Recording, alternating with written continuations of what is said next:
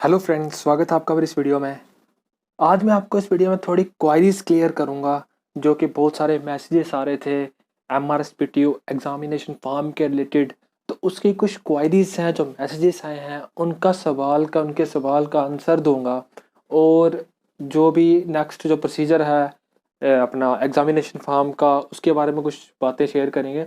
सबसे पहले कि बहुत से लोगों को प्रॉब्लम आ रही है, बहुत से स्टूडेंट्स को प्रॉब्लम आ रही है कि उनकी पेमेंट कट जाती है बट फॉर्म फिल नहीं होता। उनकी पेमेंट डेबिट हो जाती है बट उनका फॉर्म है जो वो सेव नहीं होता, ना लॉक होता। ठीक है। उसके बाद कुछ लोग जिनको अपनी मतलब ट्रांजैक्शन आईडी जो उन्होंने प्रूफ वो सेव नहीं कर पाते, इसके रिलेटेड थी। करेक्शन फॉर्म के रिलेटेड बहुत सी क्वारीज थी। उसके बाद एडमिट कार्ड को लेकर, उसके बाद रेगुलर रिपेयर फॉर्म की पेमेंट कौन करेगा, ये क्वारीज थी। तो मैं वो चीज़ आपको भी क्लियर करूंगा इस वीडियो में। तो सबसे पहले बात थी कि जो पेमेंट डेबिट हो जाती है, पेमेंट कट जाती है बट फॉर्म सेव नहीं होता, ना ही वो लॉक होता है। तो इसके लिए मैं आपको क्लियर कर दूं कि ये एक टेक्निकल इशू है जी। आपने कोई गलती नहीं, आपकी कोई गलती नहीं है। आप पेमेंट करते हो अपनी तरफ से, वो पेमेंट हो भी जाती है। बट जो टेक्निकल इशू क्या है, जो यूनिवर्सिटी ने जो साइट है वो अपग्रेड की हुई है। ठीक है। उसमें जो नया फीचर्स है तो उसमें कुछ वर्क्स रह चुके हैं। ठीक है। कुछ मिस्टेक्स हुई हैं, कुछ कोडिंग अच्छी नहीं हुई है। तो उसके रिलेटेड कुछ मतलब बीच में बग्स हैं जो अभी तक सॉल्व नहीं हुए हैं। जैसे पहले था, कोई भी सेमेस्टर आप सेलेक्ट करते हैं तो वहाँ पे बहुत सारे सेमेस्टर आते थे। अगर आपके आपने एग्जामिनेशन फॉर्म 6 सेम का बनना था, लेकिन वहाँ पे बहुत सारे क्या आते थे, सेमेस्टर आ जाते थे। तो वो बग्स उन्होंने क्लियर कर दिया था। अब आप कोई भी एग्जामिनेशन को जो भी स्टूडेंट एग्जामिनेशन फॉर्म फिल करता है तो उसका ही सेमेस्टर शो होता है रेगुलर में। ठीक है। तो वो क्वारी थी, वो ठीक कर चुके हैं वो बग्स को। अब ये बहुत सी क्वारीज आ रही थी कि पेमेंट जो डेबिट हो जाती है, पेमेंट बैंक से कट जाती है, लेकिन फॉर्म सेव नहीं होता, ना ही लॉक होता है। तो ये एक क्वारी है, ये एक बग्स है, ये आपकी कोई गलती नहीं है।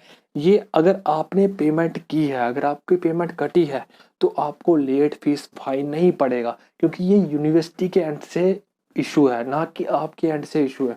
तो इसको आप मतलब आपको टेंशन लेने की ज़रूरत नहीं है। आपकी पेमेंट हुई है, ठीक है, डेबिट हुई है। तो ये क्वेरी थी, ये हमने क्लियर कर दिया, आपको बता दिया। आपको कुछ नहीं करना। जब ऐसा इशू आता है आपको वेट करना है सिर्फ। ठीक है। उसमें टाइम लगता है, 24 आवर्स लग सकते हैं, उससे ज़्यादा भी लग सकते हैं। तो वो एक क्वेरी है, वो ऑटोमेटिकली एक्सेस हो जाएगा कुछ देर के बाद। अगर नहीं होता है तो आपको यूनिवर्सिटी को मेल कर देनी है sportexam@mrsptu.ac.in पे। ठीक है। वो आपने मेल, अब कुछ लोग ऐसे हैं कि उनको मेल का रिप्लाई नहीं मिल रहा। देखो, बहुत से स्टूडेंट मेल करते हैं यूनिवर्सिटी को जिसका रिप्लाई मिलना बहुत मुश्किल है।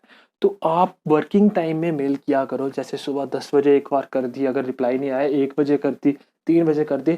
क्योंकि आपके जैसे बहुत से स्टूडेंट्स को प्रॉब्लम फेस हो रही है, तो वो क्या करते हैं, वो सबकी ईमेल्स का रिप्लाई नहीं दे पाते।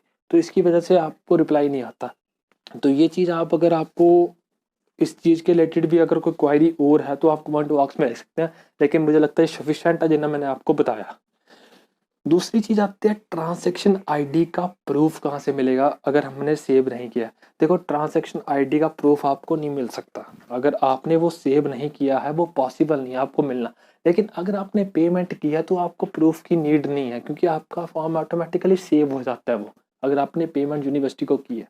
क्योंकि जब भी आप कोई पेमेंट करते हो ना, तो आपका रोल नंबर, आपका बैच, आपका नाम, वो वहाँ पे रजिस्टर हो जाता है कि इस बच्चे की हमको पेमेंट आई है। तो इस तरह की कोई वो ट्रांजैक्शन आईडी की नीड नहीं है। लेकिन आपको ज़रूरी है कि आपको स्क्रीनशॉट लेना है, क्योंकि कुछ कॉलेजेस आपकी बात को नहीं मानते, वो बोलते हैं नहीं आई है। तो आपके पास प्रूफ होना ज़रूरी है। तो ट्रांजैक्शन आईडी का प्रूफ ज़रूर लें, पेमेंट का प्रूफ ज़रूर लें, ठीक है।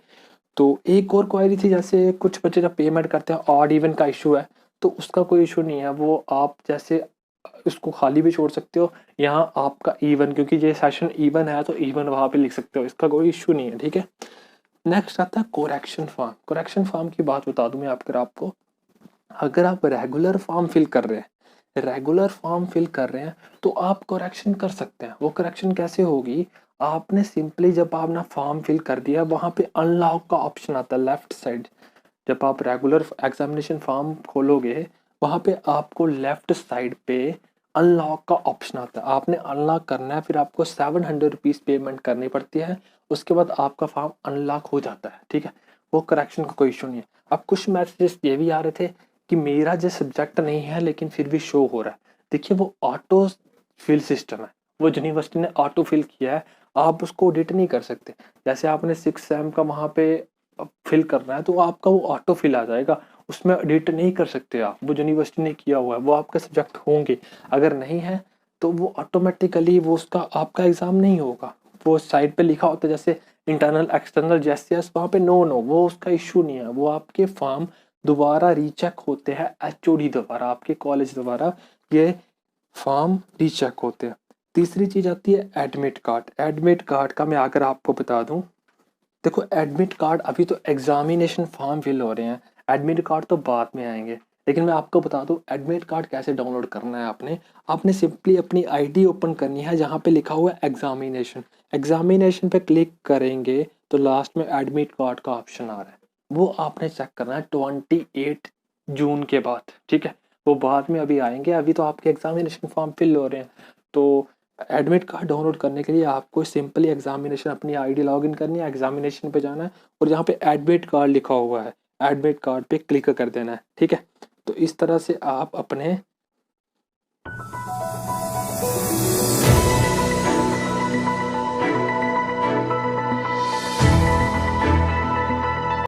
और रही बात एग्जामिनेशन फॉर्म, जैसे कि कुछ बोल रहे हैं लास्ट डेट देखो लास्ट डेट एक्सटेंड हो चुकी है, ठीक है। अब आपकी एग्जामिनेशन फॉर्म फिलिंग करने की लास्ट डेट 23 है, 23 जून तक आप इसको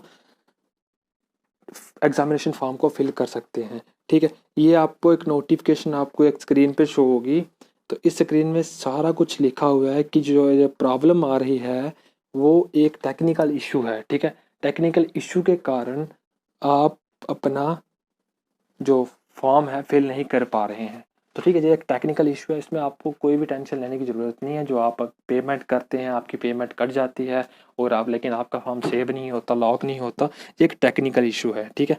तो वीडियो अच्छी